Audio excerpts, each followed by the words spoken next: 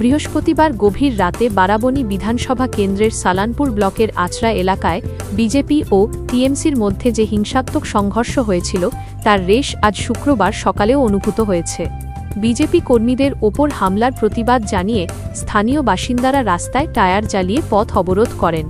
ঘটনার খবর পাওয়া মাত্রই রূপনারায়ণপুর ফাঁড়ির পুলিশ ঘটনাস্থলে পৌঁছায়। তারা আন্দোলনকারীদের বুঝিয়ে পরিস্থিতি নিয়ন্ত্রণে আনে। প্রাপ্ত তথ্য অনুযায়ী গত রাতে যে সংঘর্ষের ঘটনা ঘটেছিল তাতে আহত ব্যক্তিরা বিভিন্ন হাসপাতালে চিকিৎসাধীন রয়েছেন। গত রাতের ঘটনার জন্য টিএমসি ও বিজেপি উভয় রাজনৈতিক দলই একে অপরের বিরুদ্ধে অভিযোগ পাল্টা অভিযোগ এনেছে, তবে কোনো পক্ষের অভিযোগই এখনও পর্যন্ত নিশ্চিত করা যায়নি। এই বিষয়ে বিজেপি নেতা অভিজিৎ রায় বলেন যে গতকাল যা কিছু ঘটেছে তাতে বিজেপির কোনো দোষ নেই, কারণ বিজেপি মারামারি বা হিংসার রাজনীতিতে বিশ্বাস করে না। তিনি গতকালের ঘটনার জন্য পুরোপুরিভাবে দায়ী করেছেন। দেখুন, তৃণমূলদের সংস্কৃতি এখনো ভুলতে পারেনি, তাদের যে লুটে পুটে খাওয়ার সংস্কৃতি এখনো ভুলতে পারেনি। আমিও শুনেছি এই ধরনের একটা ঘটনা আমার কাছে এসেছিল কালকে রাত্রিতেই। আমরা দেখলাম যে যাদের নেতৃত্বে এটা হচ্ছে, ওই পল্লব তেওয়ারি আর রনি তেওয়ারি, তাদের আমরা রেকর্ড চেক করলে আপনারা দেখবেন সে 2021 সালের পর থেকে পোস্ট পোল ভায়োলেন্সে এরা ধারাবাহিকভাবে সাধারণ জনগণ তথা আমাদের বিজেপি কর্মীদের উপর চড়াও হয়েছে। রাসবিহারীর গড়াইয়ের মাথা ফাটিয়ে দিয়েছে। 2022-এর পর থেকে পোস্ট পোল ভায়োলেন্সে আমাদের বর্তমান প্রেসিডেন্ট তৎকালীন জিএস চিন্ময় তেওয়ারির মাথা ফাটিয়ে দিয়েছিল এরা। এবং গতকাল আমাদের শক্তির প্রমুখ বাবন এবং বাবনের পরিবারের উপর এদের একটা পূর্ব পরিকল্পিতভাবে একটা প্ল্যান ছিল যে এরা সামনে আসলেই এদেরকে এরকমভাবে মারবে, ধরবে, এইসব করবে।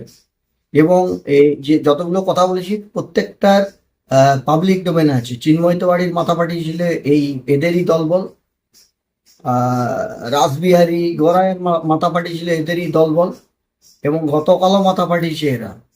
আপনারা যদি দেখেন যে এদের যে জায়গাটা কবিতীর্থর সামনে যে একটা ঘর, এবং সেখানে কি রাত্রেবেলায় হচ্ছিল কি জানি না, তা আমরা বহুতবার দেখেছি যে এদের যে সমস্ত প্রপার্টি আছে, যে সমস্ত জায়গা জমি আছে, এরা একটা এনক্রচমেন্টের একটা সিন্ডিকেট চালায় এই তৃণমূলের তৎকালীন তৃণমূল থাকাকালীন।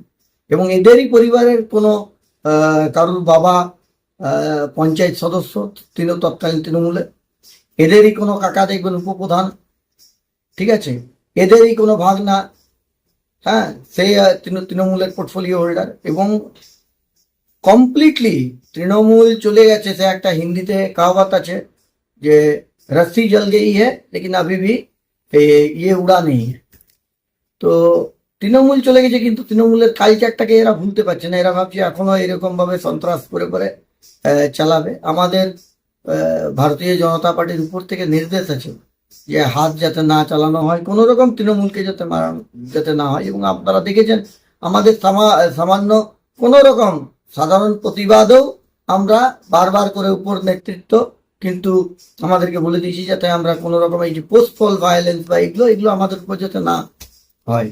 এবং দেখুন, আজকে আমরা বা বিজেপির লোকরা চুপচাপ আছি, অনুশাসিত আছি। তো এই অনুশাসিত ব্যাপারটাকে তারা হয়তো আমাদের উইকনেস ভাবছে, তাহলে এটা ভুল হবে। কেননা তাদের যদি রেকর্ড চেক করা যায় তো দেখবেন পাট্টার জমি কারা কারা পেয়েছে। দেওঘরের লোক এদের কিতান কিন ন্যাপোটিজমের জন্য কোথায় কোথায় কেঁচো পুড়তে কেউ উঠে বেরিয়ে যাবে। হয়তো একটা সাবজেক্টে কথা বলেছি, আর একটা সাবজেক্ট উঠে গেলে আরো বড় কিছু হয়ে যাবে। এদের দেখুন কি কি আছে, রেকর্ড দেখুন।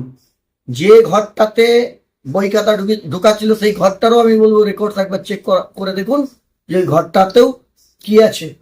আমার মনে হয় এরকম বহুত জায়গা আছে, এরকম একাধিক জায়গা আছে যেখানে এদের ইরেগুলারিটিস আছে, চোখে পড়েছে। এবং কালকের ঘটনা পুলিশ নিজে মুভ করেছে, যেহেতু পুলিশ সরজমিনে তদন্ত করছে এবং আমাদের সরকার আইনের শাসন প্রতিষ্ঠা নিশ্চয়ই করবে। হয়তো ইমিডিয়েট না হলেও কিছুক্ষণের মধ্যেই আপনারা সত্যতা সামনে আসবে এবং কালপিটসদেরকে একদম আইনের আওতায় এনে পরে যথাযোগ্য শাস্তি।